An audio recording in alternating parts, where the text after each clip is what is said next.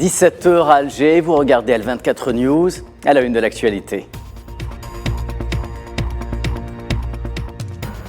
En Palestine, 250 000 fidèles effectuent la prière du vendredi Al-Aqsa malgré le dispositif sécuritaire sioniste déployé pour les empêcher d'accéder à la mosquée.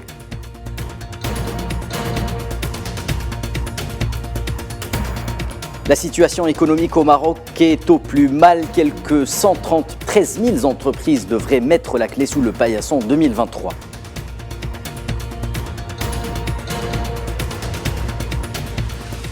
Et ce sera quitte ou double pour le gouvernement français dans le dossier de la réforme du régime des retraites au lendemain d'une nouvelle journée de mobilisation et à quelques instants de l'annonce par le Conseil constitutionnel du verdict final.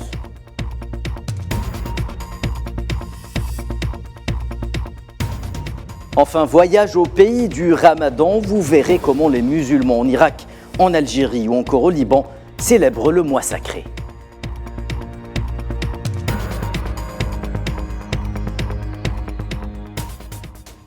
Mesdames, Messieurs, bonsoir. Nous entamons ce journal avec la situation dans les territoires occupés en Palestine en cette journée mondiale d'Al-Quds. Pas moins de 250 000 personnes ont observé la prière du vendredi à la mosquée Al-Aqsa, et ce malgré le déploiement d'un dispositif sécuritaire très dense par les autorités sionistes et des restrictions au niveau de l'accès à la ville sainte d'Al-Quds. La journée de vendredi marquée également par de nombreuses incursions sionistes dans différentes régions de Cisjordanie occupées, notamment dans les villes de Kobatia et de Meslia à l'est de Jénine. À noter également que 3 Palestiniens ont été blessés par balle lors de la répression violente d'une manifestation pacifique à Kfar Qadoum.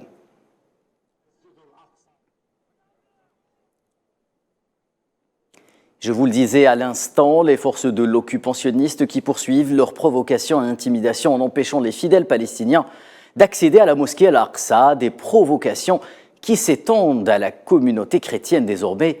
Celle-ci tente tant bien que mal de célébrer les fêtes de Pâques. L'accès aux lieux de culte à l'image de l'église de la résurrection leur est presque interdit à cause des renforcements sécuritaires opérés aux alentours. À noter que la Ligue arabe a une nouvelle fois dénoncé les violations sionistes contre les musulmans et les chrétiens en Palestine. Et dans ce contexte de tension, des experts du Conseil des droits de l'homme de l'ONU à Genève ont appelé la communauté internationale à œuvrer dans le sens de la fin des expulsions arbitraires et des expropriations criminelles des terres et biens dans les territoires palestiniens occupés sur les bases d'une politique d'apartheid. Un rapport publié par 3 rapporteurs spéciaux des Nations Unies pour la Palestine souligne que 150 familles palestiniennes de l'ancienne ville à Al-Quds risquent à tout moment d'être injustement expulsées de leur maison par les autorités sionistes afin de favoriser l'installation de colons.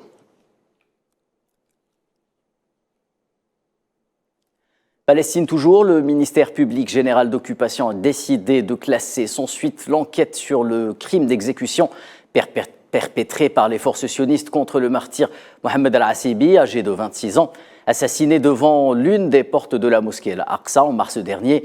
L'instance d'enquête sioniste chargée du dossier a déclaré que l'incident n'a pas été filmé par des caméras. À noter que le ministère public avait auparavant classé plusieurs dossiers, y compris celui de l'assassinat du martyr Ali Harb.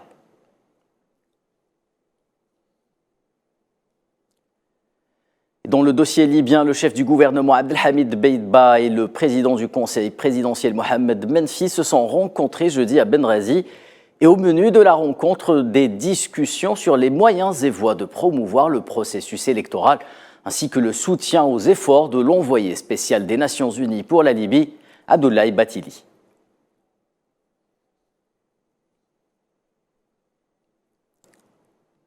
Et chez le voisin tunisien, le président Kais Saïed a déclaré en marge d'une rencontre avec la chef du gouvernement Nejla Bouden que des partis travaillent actuellement à entraver tous les efforts de développement en essayant de saborder tous les projets menés par le pays. Kais Saïed est également revenu lors de cette rencontre sur les fonds destinés à l'achèvement de nombreux projets ainsi qu'à leur bilan.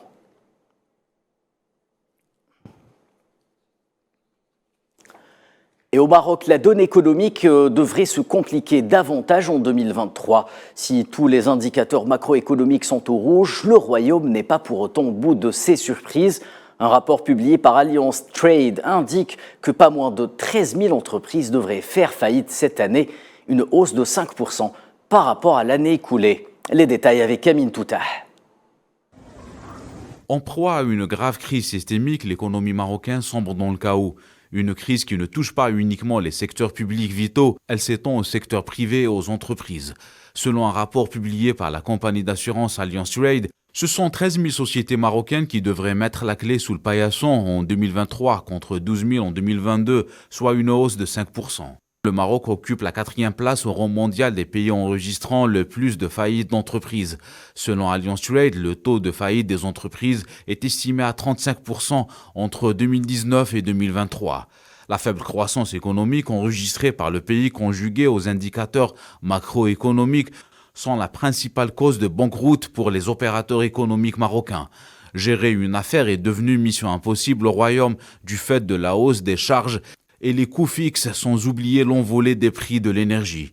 Une situation qui dure dans le temps, selon le rapport d'Alliance. Cette situation devrait également perdurer, voire progresser, au vu des prévisions négatives sur l'évolution de l'économie marocaine à court et moyen terme.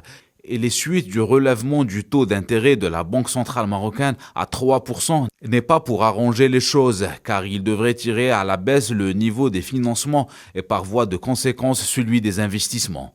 Essuyant une tempête socio-économique, le gouvernement Akhnouch sombre dans l'immobilisme, incapable d'offrir des solutions aux citoyens marocains.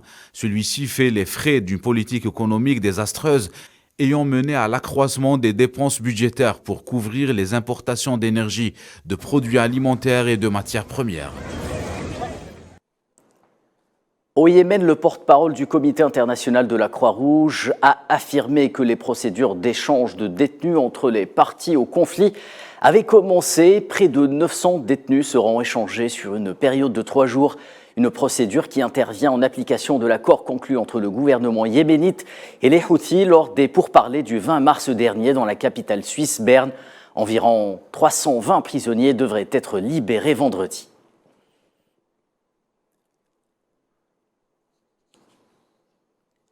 Et dans le sillage de cette annonce, un haut responsable Houthi a déclaré que les pourparlers de paix avec l'Arabie saoudite enregistraient une avancée notable en relevant que d'autres discussions étaient à l'ordre du jour. Mohamed Abdeslam a déclaré dans un tweet que les négociations avec les émissaires saoudiens à Sanaa étaient sérieuses et fructueuses.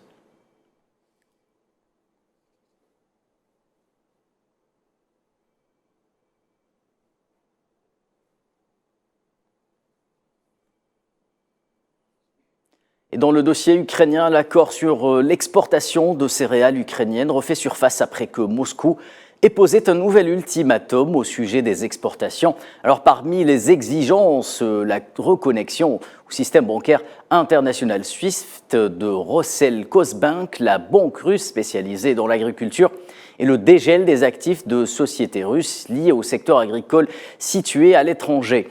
Pour rappel, l'accord permet d'exporter les céréales ukrainiennes via la mer Noire au départ d'Odessa. 27 millions de tonnes de produits agricoles ont été expédiés vers des pays tiers.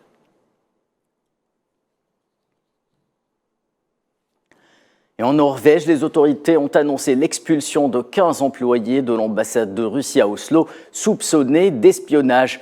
La réaction de la Russie ne s'est pas fait attendre. Moscou dénonce une nouvelle décision extrêmement inamicale. L'ambassade russe a d'ores et déjà promis des représailles. La Norvège a justifié par ailleurs les expulsions par la nouvelle donne géopolitique.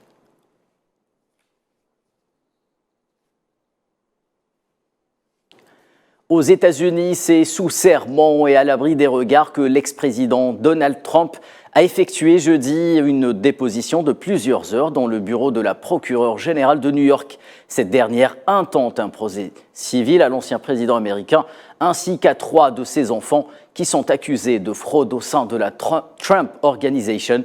Retour sur l'audition de Donald Trump avec Souhila Akilal. Le feuilleton Donald Trump avec la justice américaine n'est pas près de connaître un épilogue. Accusé de fraude au sein de la Trump Organization, l'ancien président américain a été auditionné durant plus de 7 heures par la procureure générale de New York, Letitia James, dans le cadre d'un futur procès au civil. Et ce, Une semaine à peine après son inculpation historico-pénale pour 34 fraudes comptables et fiscales présumées. En septembre dernier, la procureure générale de New York a intenté un procès civil à Donald Trump et 3 de ses enfants. Les charges retenues contre eux, avoir délibérément manipulé les évaluations des actifs du groupe pour obtenir des prêts plus avantageux auprès des banques ou réduire ses impôts. Celui qui convoite un nouveau mandat à la Maison-Blanche pour 2024 rejette en bloc ces accusations, qualifiant l'affaire de ridicule. En août dernier, Trump avait déjà répondu à une convocation de la justice, mais il avait invoqué durant toute l'audition son droit à garder le silence en vertu du 5e amendement de la Constitution américaine. L'ancien président américain reste également dans la ligne de mire de la justice pour son implication présumée dans une tentative de retourner en sa faveur les résultats de la présidentielle de 2020 en Géorgie et sur son rôle dans l'assaut du Capitole le 6 janvier 2021. Dans l'actualité américaine également, les suites de l'affaire des fuites de documents secrets du Pentagone. Un jeune informaticien a été appréhendé jeudi par la police fédérale américaine dans l'État du Massachusetts. Jack Teixeira, 21 ans, est suspecté d'en être à l'origine. Il exerçait en tant que spécialiste informatique. Le jeune homme a été interpellé au domicile de sa mère. Selon des sources locales, la maison du suspect était surveillée par le FBI depuis plusieurs jours.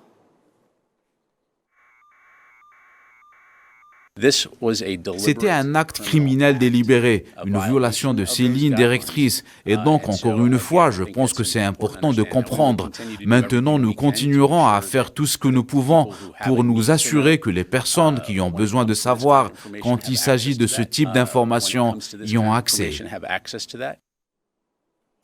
Et je vous en parlais, on titre pression au maximum pour l'exécutif français à l'épreuve du verdict du Conseil constitutionnel dans le dossier de la réforme du régime des retraites. Celui-ci devrait tomber d'un instant à l'autre si la rue pousse encore de toutes ses forces pour faire reculer le gouvernement.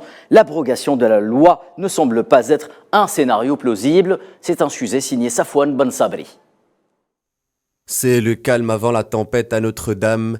Emmanuel Macron a choisi de visiter la célèbre cathédrale parisienne alors qu'à quelques encablures de là, la gronde populaire se fait entendre au niveau du Conseil constitutionnel. Sur le chantier, Emmanuel Macron a affirmé être déterminé à garder le cap, sous-entendu à peine caché destiné aux opposants à la réforme des retraites. C'est d'ailleurs ce que reprochent ces derniers au président français, voyant dans sa détermination un refus d'écouter les revendications citoyennes. Le Conseil constitutionnel doit trancher aujourd'hui sur le texte qui aura fait vivre à la France un véritable feuilleton politique depuis maintenant 3 mois. Plusieurs issues sont possibles, la censure totale du texte, peu probable, le gouvernement devrait alors abandonner le projet, l'âge de départ à la retraite se maintiendrait à 62 ans, scénario politiquement intenable pour Emmanuel Macron.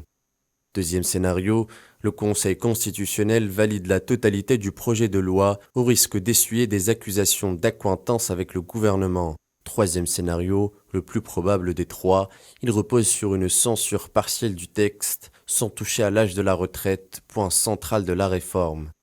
Un dénouement est attendu dans un pays où on ne parle plus que de cette fameuse réforme, omniprésente dans le paysage politique depuis des mois. La décision du Conseil constitutionnel ouvrira, à n'en pas douter, un nouveau chapitre politique dans l'Hexagone. Toujours dans le même dossier, information de toute dernière minute, le Conseil constitutionnel français vient tout juste de valider justement l'article relatif à l'allongement de l'âge de départ à la retraite, le portant à 64 ans. La chef de la diplomatie allemande, Annalena Baerbock, en déplacement en Chine, où elle était reçue par son homologue chinois Qin Gang. Alors au menu des discussions, la coopération économique bilatérale, mais également la géopolitique. Les deux responsables sont revenus sur un certain nombre de dossiers régionaux et internationaux, avec à leur tête le conflit en Ukraine et la situation à Taïwan. Un point que j'aimerais souligner, c'est le rôle de la Chine dans la crise ukrainienne. Notre proposition se résume à un point, c'est-à-dire persuader et promouvoir les pourparlers. Nous ne ferons rien pour mettre de l'huile sur le feu. Nous observons avec inquiétude les tensions croissantes dans le détroit de Taïwan. C'est pourquoi il était important pour nous, pendant les pourparlers, en toute compréhension des sensibilités de la question de Taïwan, que nous restions fermement attachés à notre politique d'une seule Chine et que les conflits ne doivent être résolus que pacifiquement. La Chine, destination actuelle du président brésilien Lula da Silva également. Alors au deuxième jour de sa visite, le chef d'État a été reçu vendredi à Pékin par son homologue chinois Xi Jinping. Ce dernier a déclaré à Lula da Silva que le développement de la Chine ouvrirait de nouvelles opportunités pour le Brésil et le monde. Pour rappel, les deux pays membres des BRICS se sont accordés tout récemment à libeller leurs échanges commerciaux en monnaie locale.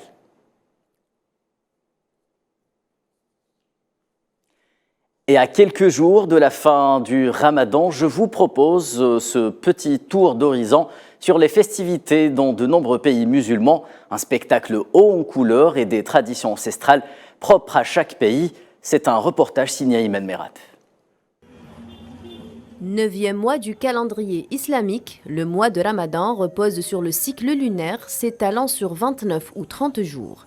Cette année, le Ramadan a commencé le jeudi 23 mars. Un mois sacré pour près de 2 milliards de musulmans dans le monde, le mois du Ramadan est un mois d'échange, d'abstinence et de prière qui s'inscrit dans une période de jeûne du lever au coucher du soleil. Néanmoins, les coutumes et traditions du mois sacré oscillent d'un pays à un autre. En plus du jeûne, d'autres traditions définissent le quotidien des millions de musulmans. En l'occurrence la Turquie, où certaines traditions de ce mois béni résistent à la modernité. Pratiquées depuis la nuit des temps, des joueurs de tambour vêtus d'un costume traditionnel comportant un fez et un gilet ottoman sillonnent les ruelles pour réveiller les habitants à temps pour le suhour. Un repas qui précède le lever du jour. En ces temps modernes, ces traditions d'antan fascinent toujours autant. Loukoum, baklava et bien d'autres pâtisseries font partie des inéluctables pour rompre le jeûne. Chaque famille perdure la tradition, transmettant ses propres recettes de génération en génération. En Égypte, les célébrations du mois sacré dans le pays des deux terres représentent les célébrations les plus imagées. Des lanternes culminantes en couleur baptisées Fenous épurent les rues du pays pour apporter une touche de joie et de la gaieté aux habitants. Si l'on s'intéresse à l'Indonésie, le Paduzan représente un rituel de purification du corps et de l'esprit, effectué avant le début du jeûne et des prières.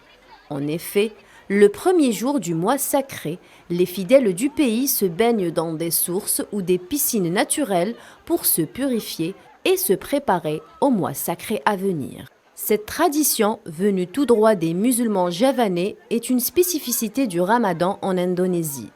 Pour les pratiquants, cette célébration marque le début d'un nouveau cycle et est donc l'occasion idéale de repartir sur de bonnes bases. Ils font les prières et rendent hommage aux défunts. Au Liban, les traditions qui caractérisent le Ramadan s'apparentent pour la plupart à celles des pays voisins. Mitfa al-Iftar est l'une d'entre elles. Pratiquée depuis des centaines d'années, cette coutume consiste à tirer des coups de canon pour signaler la rupture du jeûne à la fin de la journée et ainsi marquer l'heure de l'iftar. À présent, ces tirs sont particulièrement attendus chaque jour pendant le Ramadan. Le pays des cèdres dispose de ses propres canons historiques pour perpétuer cette tradition au fil du temps. Cette année, en Algérie, au moins 2500 repas ont été distribués aux personnes présentes dans le centre-ville d'Alger, au méga iftar organisé par le gouvernement algérien. Une louable initiative visant à encourager le partage et la solidarité pendant ce mois sacré. Le retour de cet événement, qui n'a pas eu lieu depuis plusieurs années en raison de la pandémie du Covid-19, a été salué par les citoyens algériens.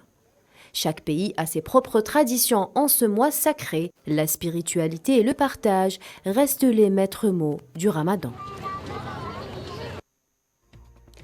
Et c'est donc sur ces belles images que s'achève ce 17h Info. Merci de votre attention et excellente soirée sur Al24 News.